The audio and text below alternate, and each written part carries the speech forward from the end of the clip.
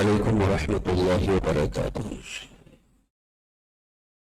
نحمده ونصلي ونسلم على حبيبه الكريم اما بعد فاعوذ بالله من الشيطان الرجيم بسم الله الرحمن الرحيم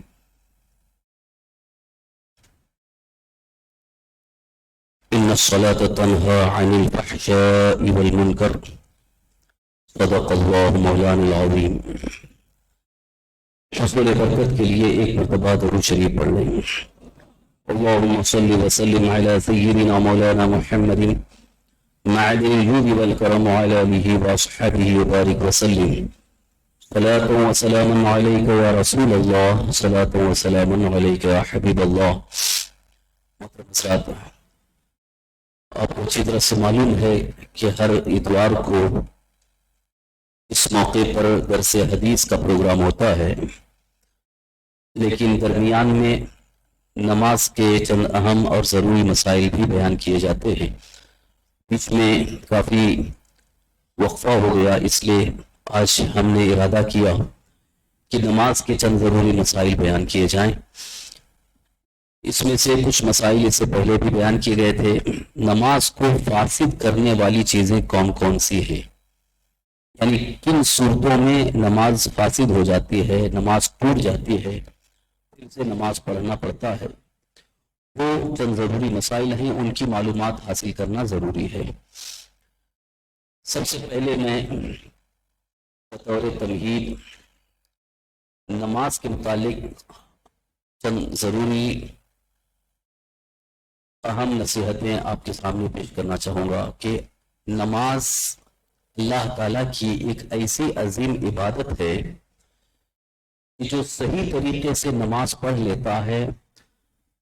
اس نماز کی برکت سے وہ تمام برائیوں سے محفوظ ہو جاتا ہے.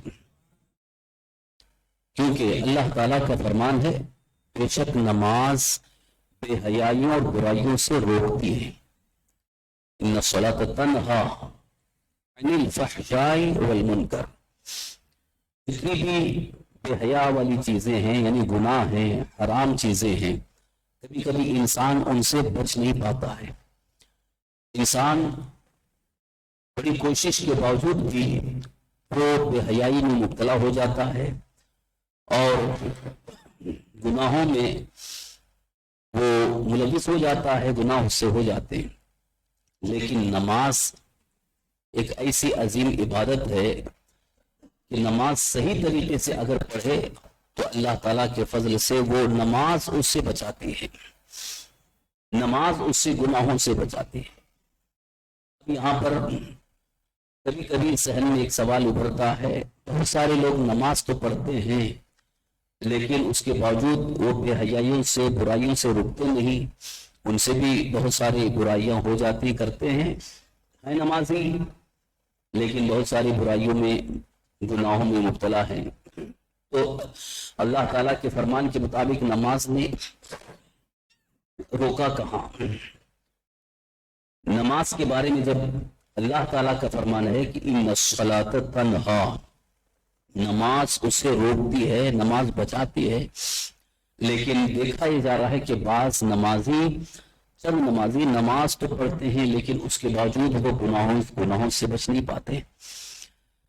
یہی حال خواتین کے اندر بھی ہے، عورتوں میں بھی ہے. بہت ساری خواتین، بہت ساری عورتیں نماز تو پڑھتی ہیں لیکن بے حیائی ان کی ویسے ہی ہے. عام طور پر دیکھا جائے تو بے پردہ گھوم رہی ہیں، نماز پابندی سے پڑھ رہے ہیں لیکن بے پردہ ہیں،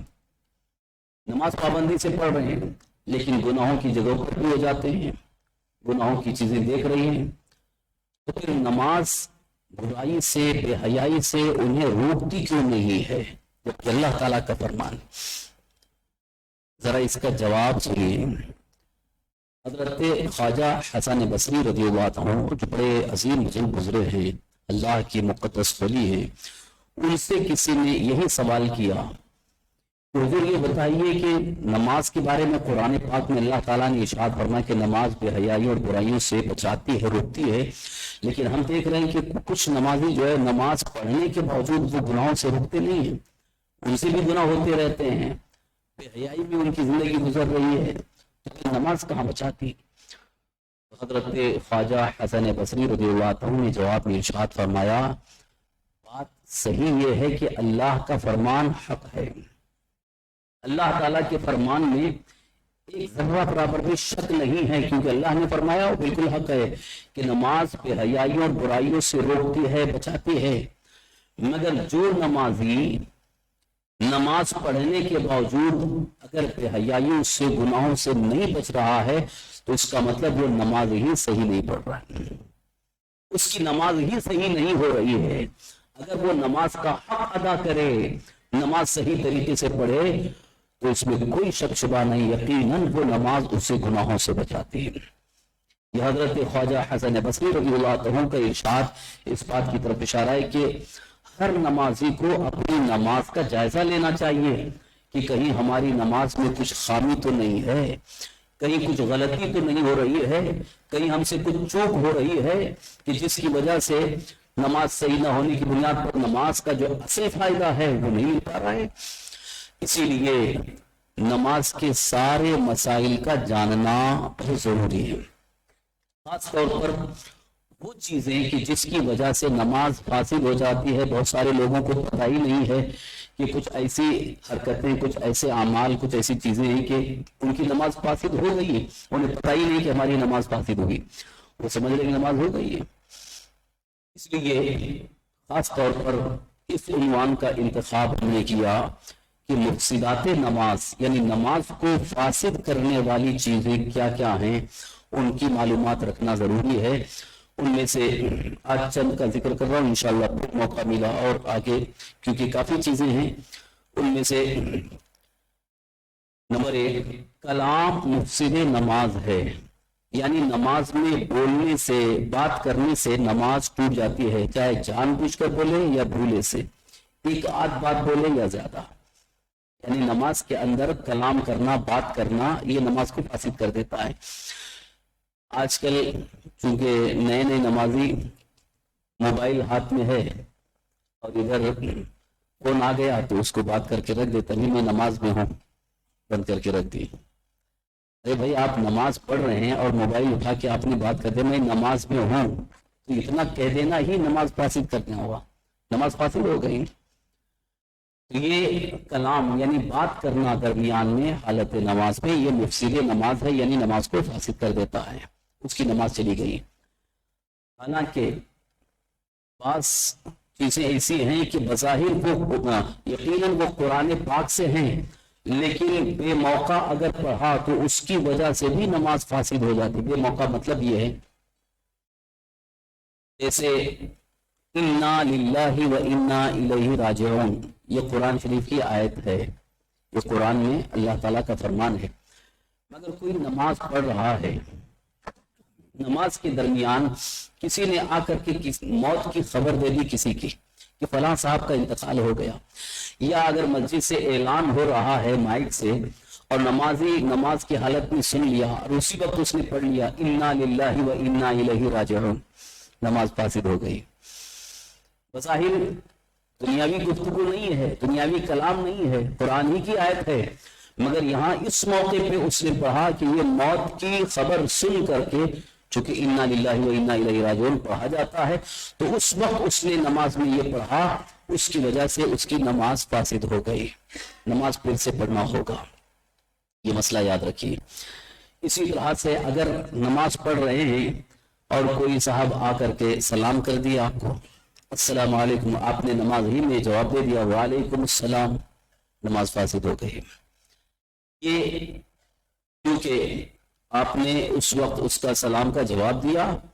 تو یہ نماز فاسد ہو گئی۔ اسی طرح سے حالت نماز میں اگر آپ نے سلام کر دیا کسی کو السلام علیکم، تو اس سے بھی نماز جاتی رہی، یعنی نماز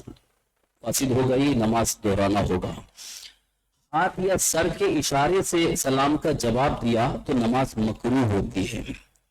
کبھی کبھی ایسا ہوتا ہے کہ ہم نماز پڑھ رہے ہیں اور سامنے والے کو معلوم نہیں کہ ہم نماز پڑھ رہے ہیں، اس نے سلام کر لیا، تو اب سر کے اشارے سے جواب دینے کی ضرورت نہیں ہے، چپ اپنا خاموش کھڑے رہیں، کیونکہ حالت نماز میں جواب دینا آپ کے لیے نہ واجب ہے، ضروری بھی نہیں ہے، نماز کے بعد اگر وہ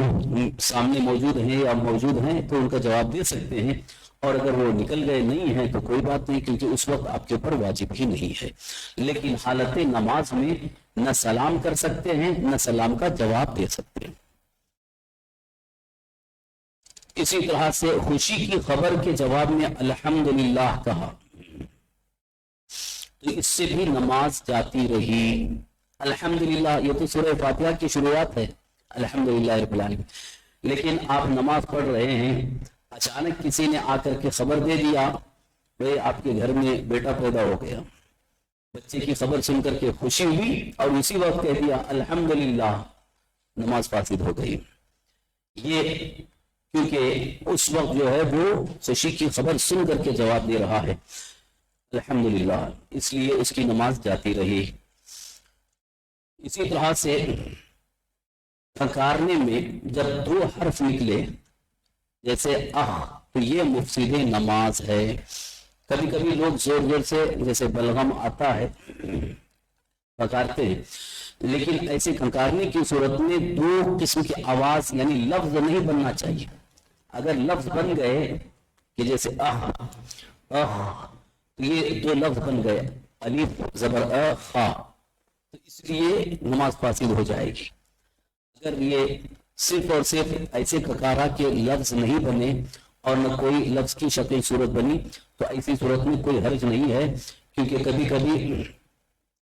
طبیعت اگر مجبور کرتی ہے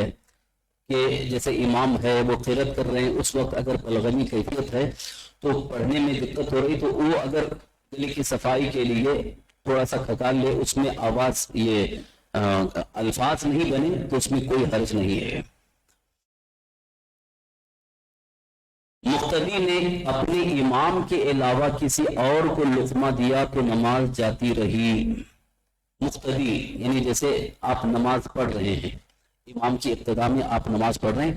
اب کوئی صاحب قرآن شریف الگ سے پڑھ رہے ہیں باہر، اگر وہ کچھ غلط پڑھ دیے اور آپ نے سن لیا کہ وہ غلط پڑھ رہا ہے، اس کو بتانا ہے، تو حالت نماز میں آپ نے لقمہ دے دیا تو اس سے نماز فاسد ہو جائے گی۔ کیوں؟ اس لیے کہ ابھی اس وقت آپ نماز میں ہیں اور وہ خارج نماز یعنی وہ نماز میں نہیں ہے، اس کو لقمہ دینا آپ کے لیے ضروری نہیں تھا، آپ نے لقمہ دے دیا تو نماز چلی گئی۔ ہاں اگر مقتدی امام کو اگر لقمہ دے، امام سے اگر غلطی ہوئی اور مقتدی نے امام کو لقمہ دیا تو اس میں کوئی حرج نہیں ہے، یہ صحیح ہے۔ کیوں؟ حالت نماز میں وہ بھی ہے اور امام بھی نماز کی ہی حالت میں ہے، لہذا مقتدی امام کو لقمہ دے سکتے ہیں۔ اس میں بھی لقمہ دینے کے کچھ مخصوص مسائل ہیں، انشاءاللہ لقمے کے متعلق تفصیلی مسائل بیان کیے جائیں گے۔ بات ایک آگے یہ مفسدات نماز میں اس کا تذکرہ آیا اس کے لیے کہ اگر امام کے علاوہ کسی اور کو یعنی جو نماز میں نہیں ہے اس کو اگر لقمہ دیتا ہے تو اس کی وجہ سے مقتدی کی نماز فاسد ہو جائے گی۔ اسی طرح سے امام نے اپنے مقتدی کے علاوہ کسی اور کا لقمہ لیا تو بھی نماز فاسد ہو گئی۔ امام صاحب نماز پڑھا رہے ہیں، اگر ان سے کوئی غلطی ہو گئی تو جو پیچھے کھڑے ہیں ابتدا میں ان میں سے کسی نے لقمہ نہیں دیا، باہر کوئی بیٹھے ہوئے تھے یا پڑھ رہے تھے یا کوئی حافظ صاحب ہیں نماز سے باہر ہیں نماز میں نہیں ہیں، انہوں نے اگر لقمہ دے دیا اور امام صاحب نے لقمہ لے لیا قبول کر لیا تو امام صاحب کی بھی نماز گئی اور سارے مقتدیوں کی نماز گئی۔ اس لیے امام کو اس بات کا خاص خیال رکھنا ہوگا کہ لقمہ دینے والا کون ہے، اور خارج نماز یعنی نماز سے باہر کوئی بھی اگر صاحب ہیں تو انہیں امام کو لقمہ نہیں دینا چاہیے، کیونکہ امام کو تو پتہ نہیں رہتا ہے کہ کون لقمہ دے رہے ہیں۔ امام اگر سن لیا کہ ہاں مجھ سے غلطی ہو رہی تھی اور کسی نے لقمہ دے دیا، امام نے قبول کر لیا، اب امام کا تو قصور نہیں، لیکن جب بعد میں پتہ چلا کہ لقمہ دینے والا وہ نماز میں نہیں ہے، نماز کے باہر ہے، خارج نماز ہے، تو اس کا لقمہ امام نے لے لیا تو اس کی وجہ سے نماز فاسد ہو گئی، اور وہاں صرف امام کی نہیں بلکہ سارے مقتدیوں کی نماز فاسد ہو گئی۔ کیوں؟ اس لیے کہ سارے مقتدیوں کی نماز کا ڈیپینڈ امام کی نماز پر ہے، دار و مدار امام کی نماز صحیح ہو گئی تو سارے مقتدیوں کی نماز صحیح، اور اگر امام ہی کی نماز نہیں ہوئی تو پھر مقتدیوں کی بھی نماز نہیں ہوتی ہے۔ اسی لیے امام کی ذمہ داری اور زیادہ بڑھ جاتی ہے، بلکہ بہت زیادہ ذمہ داری ہے کہ اسے ہر بات میں لحاظ کرنا ہے، خیال رکھنا ہے، احتیاط کرنا ہے کہ کہیں مفسد نماز یعنی نماز کو فاسد کرنے والی کوئی چیز نہ ہو، مکروہ کرنے والی کوئی چیز نہ ہو۔ امام اتنی زیادہ احتیاط کے بعد مصلی امامت پر کھڑے ہوتے ہیں۔ لوگ بڑے آسان سمجھتے ہیں، امامت لوگوں نے آج کل آسان سمجھ لیا ہے، اس لیے کبھی کبھی کچھ لوگ جو ہے وہ امام پر بڑے تان کے ساتھ کہتے ہیں ارے کہاں وہ بہت کم پڑھ دیے، اتنا پڑھ دیے، اتنا پڑھ دیے، ان کو اور لمبی قرات کرنی چاہیے تھا۔ کبھی کبھی مصلی امامت پر کھڑے ہو کر کے آپ دیکھ لیں کیا کیفیت ہوتی ہے۔ اگر کوئی مصلی امامت پر کھڑا ہو جائے تو وہ اتنا کانپنے لگے کہ اس کی زبان سے الفاظ ہی نہ نکلیں گے۔ یہ تو اللہ تعالیٰ کا فضل و کرم ہوتا ہے کہ وہ عالم دین جو کہ مکمل علم دین حاصل کر کے خوف و خدا کے ساتھ نماز کے سارے مسائل کو ذہن میں رکھ کر بڑی احتیاط کے ساتھ نمازیوں کی، مقتدیوں کی نماز کا لحاظ کر کے مصلی امامت پر کھڑا ہوتا ہے تو اللہ کی مدد ہوتی ہے جس سے وہ نماز پڑھا لیتا ہے، ورنہ سب کے بس کی بات نہیں ہے۔ اور ایک وقت سارے مسائل کا ذہن میں مستحضر ہونا، کیونکہ نماز کے بہت سارے مسائل ہیں، ہزاروں لاکھوں مسائل ہیں، تو ایک وقت ذہن میں ہونا چاہیے کہ کس وقت کون سے مسئلے کی ضرورت پیش آئے، نہیں بول سکتے۔ تو وہ سارے مسائل مائجوز بالصلاح یعنی جس سے نماز مکمل صحیح ہو سکے، ان سارے مسائل کا امام کے ذہن میں ہونا ضروری ہے، کب کون سا مسئلہ پیش آ جائے۔ اس لیے مصلی امامت آسان نہیں، بہت ہی مشکل ہے، بہت اہم ہے۔ اور ویسے بھی سارے مقتدیوں کی نماز امام کے ذمے ہے، اگر امام نے صحیح نماز پڑھائی تو مقتدیوں کی نماز صحیح ہو جائے گی، اور اگر امام نے غلط پڑھایا، امام ہی کی نماز فاسد ہو گئی تو سب کی نماز فاسد ہو جاتے ہیں۔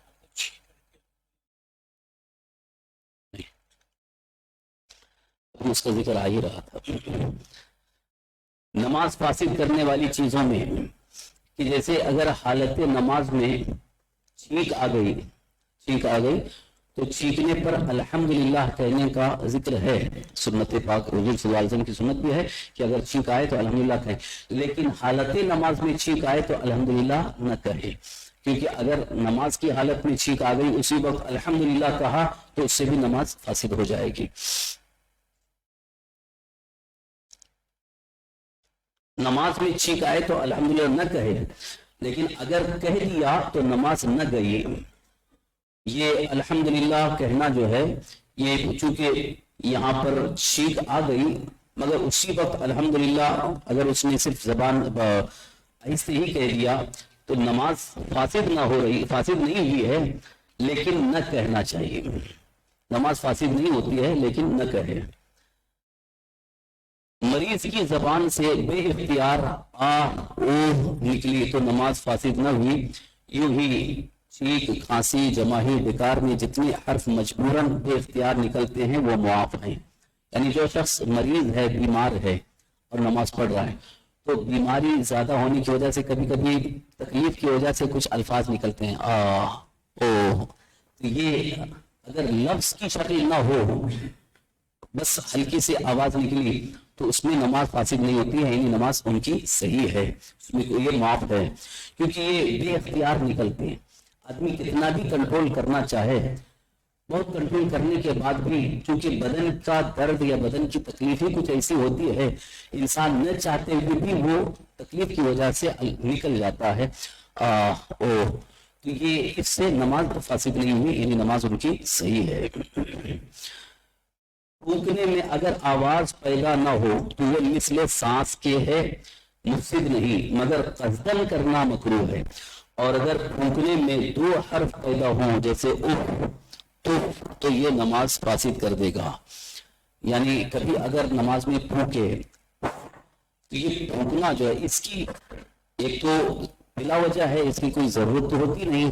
لیکن اگر کوئی سجدے میں جا رہا ہے اور وہاں کچھ کچرا وغیرہ کچھ پڑھا تو پھونک کر کے سجدہ کرنا چاہ رہا ہے تو یہ مکروہ ہے، نہ کرے قصدن کرنا۔ لیکن اگر پھونکتے وقت حرف پیدا ہو گئے اف تو اس میں دو حرف پیدا ہو گئے، الف پیش او فا، تو اس کی وجہ سے نماز فاسد ہو جائے گی۔ نماز میں قرآن شریف یا قرآن شریف سے یا محراب وغیرہ سے دیکھ کر پڑھنے سے نماز ٹوٹ جاتی ہے، نماز فاسد ہو جاتی ہے۔ یعنی اگر کوئی صاحب نماز پڑھ رہے ہیں اور سامنے قرآن شریف کھلا رکھے ہیں اور قرآن کو دیکھ دیکھ کر کے پڑھ رہے ہیں تو اس سے بھی نماز فاسد ہو جائے گی۔ یہی وجہ ہے کہ جتنے بھی حافظ قرآن ہیں، جو تراویح میں حافظ قرآن شریف سناتے ہیں، قرآن شریف سامنے نہیں رکھا جاتا ہے کہ وہ قرآن شریف دیکھ کر کے پڑھیں۔ اگر وہ قرآن شریف دیکھ کر کے پڑھیں گے تو پھر نماز ہی نہیں ہوگی، ان کی نماز بھی فاسد، سارے مقتدیوں کی نماز فاسد۔ اسی لیے ان کو بالکل زبانی پڑھنا ہے۔ ہاں اگر اس کو خود یاد ہے اور اپنی یاد سے پڑھ رہا ہے، صرف قرآن شریف ایسے کھلا ہے، نظر پڑ گئی، مگر قرآن کو دیکھ کر کے نہیں پڑھ رہا ہے بلکہ قرآن شریف کھلا ہوا ایسے نظر پڑ گئی، تو اس میں نماز فاسد نہیں ہوگی۔ لیکن قرآن شریف سامنے کھلا ہوا ہے، دیکھ کر کے پڑھ رہا ہے، تو اس کی وجہ سے نماز فاسد ہو جائے گی۔ اسی طرح سے محراب میں یا محراب کی قبلے کی دیوار کی طرف کچھ لکھی ہوئی چیزیں ہیں، جیسے کبھی کبھی اسپیکرز لگا دیے جاتے ہیں۔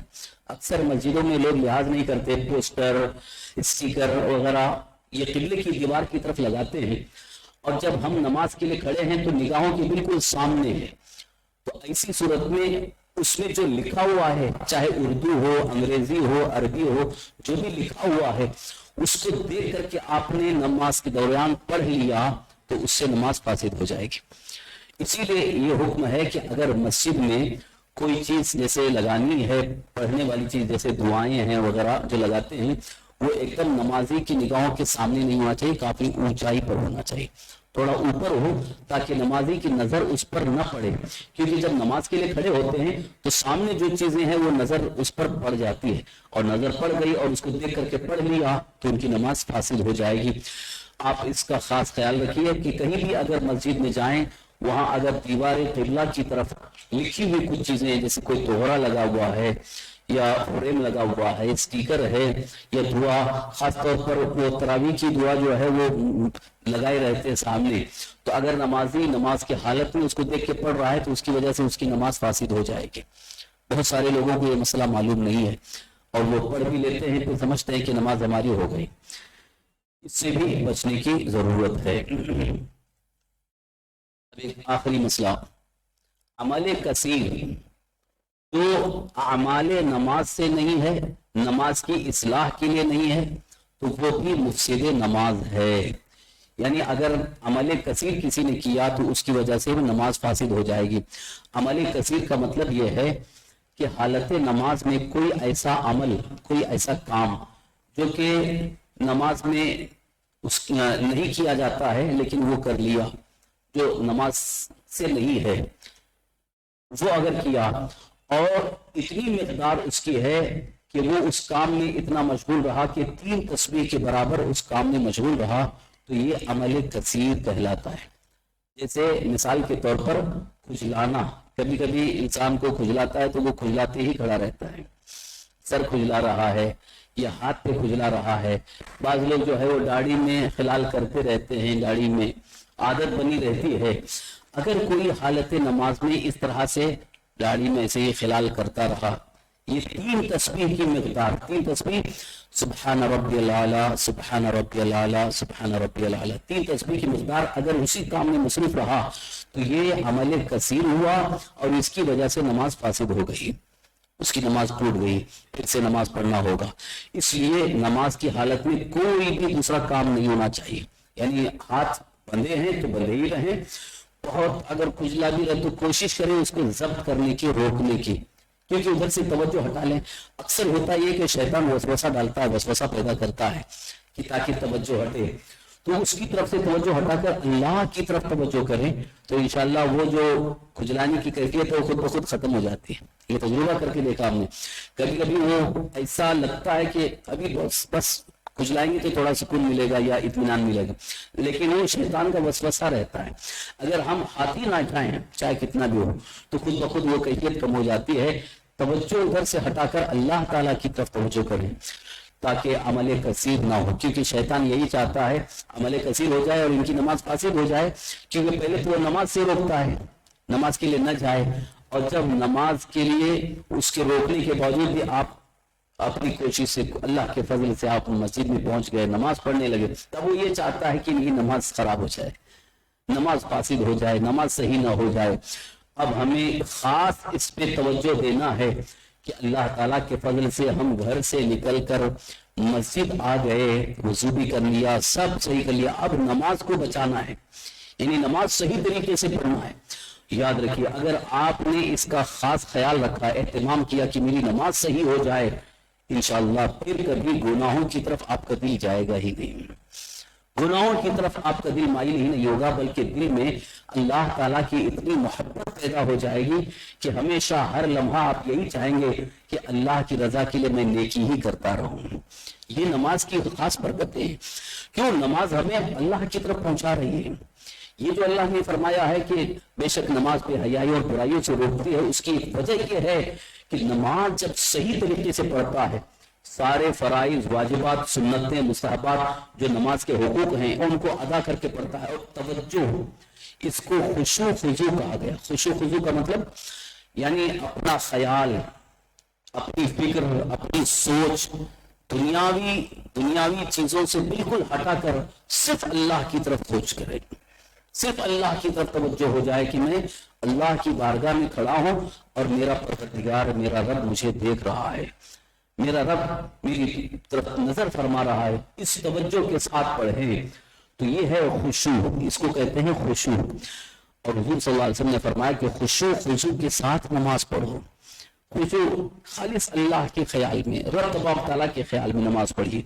اور اس خیال میں جب نماز ہوتی ہے، خشوع خضوع کے ساتھ ہوتی ہے، تو دل جو ہے وہ خود بخود صاف ہو جاتا ہے،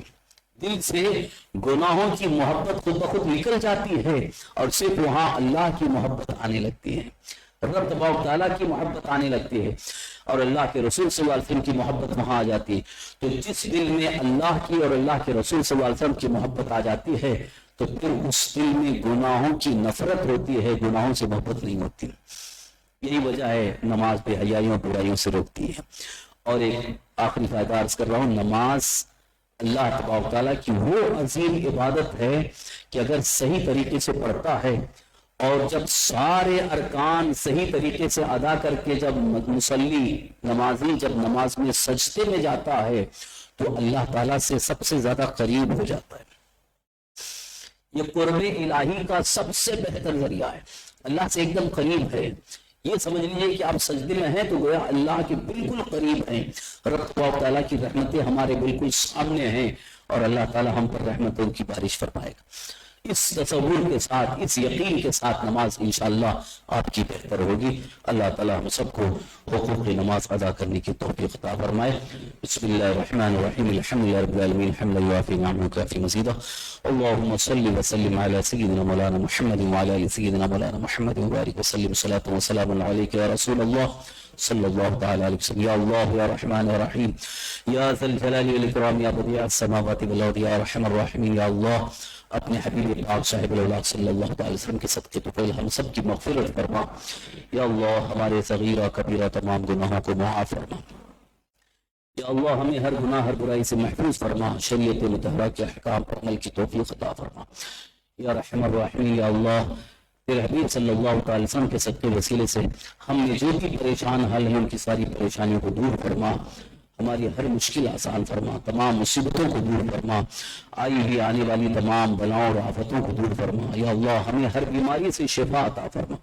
یا اللہ ہم نے جو بھی بیمار ہیں ان سب کو شفا کاملہ عاجلہ صحت و عافیت و تندرستی عطا فرما۔ یا اللہ ہم سب کی روزی میں، روزگار میں، عمر میں خوب برکتیں عطا فرما، رزق حلال موسعت اور برکتیں عطا فرما۔ یا اللہ ہمیں قرض کے بوجھ سے نجات عطا فرما، قرض کی ادائیگی کا اسباب عطا فرما۔ ہمارے بچوں کو، ہماری بچیوں کو یا اللہ نیک بنا دے، نیک سیرت بنا، وقتہ نماز کا جماعت ادا کرنے کی توفیق عطا فرما۔ یا اللہ دنیا اور آخرت کی کامیابی اور بھلائی عطا فرما۔ یا اللہ ہمیں آخری سانس تک ایمان پر زندہ رکھ، ایمانی پر خاتمہ نصیب فرما۔ ربنا آتنا فی الدنیا حسنۃ وفی الآخرۃ حسنۃ وقنا عذاب النار۔ ربنا تقبل منا إنك أنت السميع العليم وتب علينا إنك أنت التواب الرحيم قال الله تبارك وتعالى في شان حبيبه الكريم أعوذ بالله من الشيطان الرجيم إن الله وملائكته يصلون على النبي يا أيها الذين آمنوا صلوا عليه وسلموا تسليما اللهم صل وسلم على سيدنا مولانا محمد معين الجود والكرم وعلى آله وصحبه بارك وسلم صلاة وسلام عليك يا رسول الله صلى الله تعالى عليه وسلم